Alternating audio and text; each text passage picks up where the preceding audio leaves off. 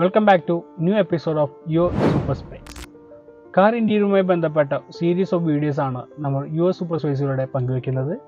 ഇന്ന് നമ്മൾ സംസാരിക്കാൻ പോകുന്ന വിഷയം വാഹനങ്ങളുടെ അകത്തെ ലൈറ്റ്സും സൗണ്ട്സും നമുക്ക് എത്രമാത്രം നമുക്ക് എഫക്റ്റ് ചെയ്യുന്നതാണ്.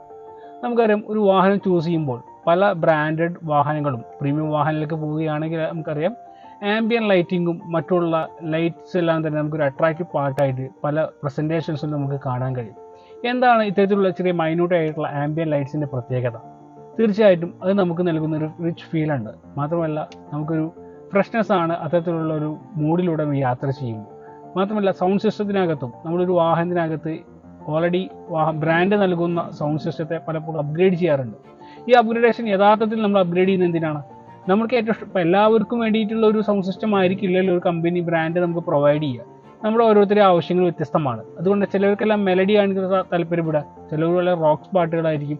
അപ്പോൾ നമ്മുടെ എഫക്റ്റീവായിട്ടുള്ള നമ്മുടെ ലിസണിങ് എങ്ങനെയാണ്, എന്ത് പാറ്റേണിനാണ് നമ്മുടെ ലിസണിങ് പാറ്റേൺ എന്ന് മനസ്സിലാക്കി ഹൈ ലോ ഫ്രീക്വൻസീസ് എല്ലാം തന്നെ കൃത്യമായി വർക്ക് ചെയ്യുന്ന ഡ്രൈവ് ചെയ്യുന്ന മികച്ച സൗണ്ട് സിസ്റ്റേഴ്സും സൗണ്ട് സ്പീക്കേഴ്സ് എല്ലാം തന്നെ നമ്മൾ പ്രൊവൈഡ് ചെയ്യും.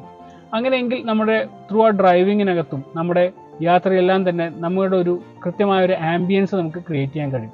അത് നമ്മുടെ ടൂർ മോഡിലായാലും ശരി, ഫാമിലി ആയിട്ട് പോകുമ്പോഴായാലും ശരി, ഈവൻ ഒരു പ്രൊഫഷണലായിട്ട് നമ്മൾ യാത്ര ചെയ്യുമ്പോൾ പോലും നമുക്കറിയാം പല രീതിയിലാണ് പലരും പ്രസൻറ്റ് ചെയ്യാറ്.